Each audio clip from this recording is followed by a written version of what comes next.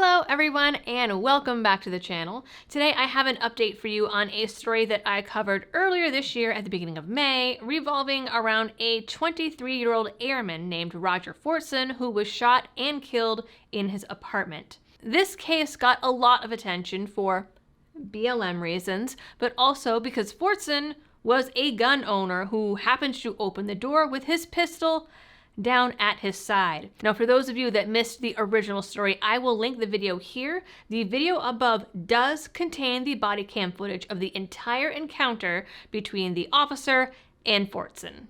The short version is this. A woman called the cops saying that she thought she heard a commotion and a slap coming from an apartment, but she wasn't sure which one. She did say, however, that she took a guess based on hearing yelling from a certain apartment a couple of weeks before, so she gave the cops that apartment number. The cop did knock and announce himself, though he knocked, walked away from the door, and waited almost 40 seconds before announcing himself and knocking again. Fortson, who was inside on a FaceTime call with his girlfriend and playing video games, answered the door with his pistol at his side, pointed at the floor. But as he opened the door, the officer yelled, "Step back." He only had enough time to raise his empty hand, and the cop dropped 6 rounds into him. Only 3 seconds passed between Fortson opening the door and the deputy firing all 6 rounds. Only after Fortson was dying on the floor did the cop tell him to drop his gun, which at that point was already out of his hand. Records now also reveal that deputies had never been called to Fortson's apartment before, but had been called to a nearby unit 10 times in the previous 8 months, including for a domestic. So, in that first video, there were a few people that got angry when I suggested that from the interactions with the other people that the cop had on site, it seemed like he probably got sent to the wrong apartment. And there were some people in the comments that were horrifically angry at me for saying that, but look, we have the proof now that, yeah, someone gave him the wrong apartment.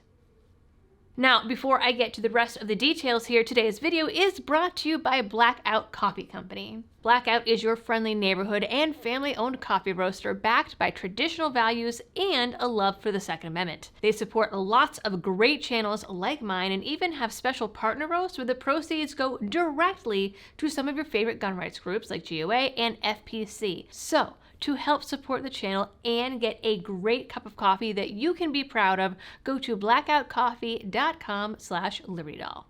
The sheriff's office originally painted it as self-defense, but the internal affairs investigation at the end of May concluded otherwise, saying that from the footage it was clear that the gun was pointed at the floor and that Fortson hadn't made any threatening movements. And I really kind of want to say I told you so, because there were also some people in the comments that said I had somehow edited the footage to make it look like it was pointed at the floor, which number one, I have no idea how to do that, and number two, like, why would I go through that much effort for a YouTube video? But okay, especially when you can Google and find the body cam footage yourself. Anyways, the facts as established by Internal Affairs are as follows. The objective facts as determined by the administrative investigation are: the former deputy was dispatched to an in-progress physical disturbance at an apartment complex located at 319 Racetrack Road Northwest. Dispatch records confirm the location of the disturbance was reported to be taking place in Unit 1401. On arrival at the apartment complex to which he was dispatched to, the former deputy met with an employee of the apartment complex who identified Unit 1401 as the location of the disturbance. That is not entirely true if you watch the body cam footage. The owner of or manager of the apartment complex actually kind of was like, well, I don't know. And the cop talked to some woman who said that she thought that it might be 1401. But regardless, they say that someone at the apartment complex identified Unit 1401 as the location of the disturbance and relayed to the former deputy that there had been recent unreported disturbances at or around the same apartment. The former deputy's interaction with the apartment complex's employee and all further actions were recorded by his body-worn camera. Upon arriving at the door to Unit 1401, the former deputy listened for sounds of any disturbance inside the apartment. Hearing none, the former deputy knocked without announcing and listened for a response. When describing what he heard, the former deputy said he heard something to the effect of, "It's the effing police." The former deputy knocked loudly 2 more times and announced sheriff's office both of those times. The administrative investigation found that the former deputy knocked 3 times and announced his presence 2 times within approximately 40 seconds. When Mr. Fortson opened the door, the former deputy stated he saw Mr. Fortson holding a firearm in his right hand. The firearm was pointed at the ground sufficiently enough for the former deputy to clearly see the rear face of the rear sight. The former deputy confirmed Mr. Fortson did not physically resist him in any way, and the investigation concluded that Mr. Fortson did not point the gun in the former deputy's direction. Now, I will say that all that being said, if I knocked on someone's door and they opened it holding a gun, I would be pretty on edge. But if I had done the same thing as the cop, I, too, would be arrested for manslaughter.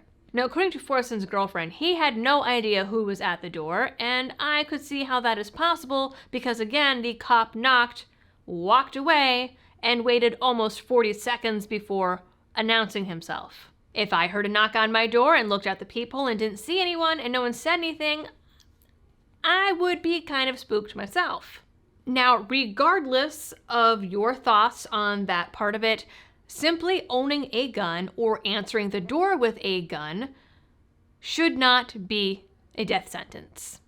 It is not a crime to be carrying a gun within your home, just as it's not a crime to be carrying a gun in your car, and yet time and time again we see gun owners being caught in a situation where on one hand the government says, for the most part, that we have Second Amendment rights and are allowed to defend ourselves and our homes and our property, but then that same government uses deadly force whenever they are startled by a gun, or something that could be a gun, or even the knowledge of a gun. And in some cases, like the case that I recently talked about from Connecticut, we have cops who see a legal gun license and think, well, there's no way this could be real, and then just harass the gun owner for the hell of it, I guess. Now, obviously, not every cop is going to do that, but there is a reason that a lot of lawyers and instructors will tell you to never tell a cop that there is a firearm in the car unless they ask you. Frankly, it's none of their business, and it's none of their business what's in your house. But again, regardless, it should not be a death sentence for having a gun in your own home or even answering the door with a gun when you don't know who's on the other side of it. Not to mention, how many times do we hear stories about people claiming to be police officers or whatever, and they're lying because they're criminals?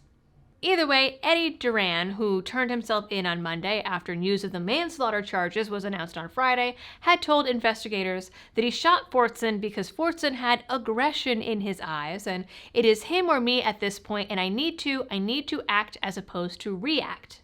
Now, maybe he genuinely feared for his life, in which case that really sucks, but you can't shoot someone who is not threatening you actively. That is, in fact, the law in most places. Duran has been charged again with manslaughter with a firearm and has also been fired. The first-degree felony is punishable by up to 30 years in prison. He was previously an MP with the Army. He joined the Okaloosa County Sheriff's Office in July 2019, resigned 2 years later, and came back in June 2023. According to the AP, Okaloosa personnel records show he was reprimanded in 2021 for not completing his assignment to confirm the addresses of 3 registered sex offenders by visiting their homes, telling a colleague that he didn't care about them. Then assigned to a high school as his on-campus deputy, he was also disciplined that year for leaving the school before the final bell and the student's departure. Florida law requires that an armed guard be on campus when class is in session. Now, of course, we will see whatever happens with any court case that comes out of this, but I think that it is likely to be pretty cut and dry. Will he actually get 30 years? We don't know. We'll have to see how things pan out in the courts. But I don't see an innocent verdict coming out of this, personally. Maybe you guys think differently. Let me know down in the comments what you think. If you think that this is in fact a cut and dry case, especially if you've watched the body cam footage either on your own or in the previous video, or if you think something else. For everything else, you guys know the drill of all of the algorithm things. I don't have to tell you all the time, but I will say thank you for tuning in and happy shooting.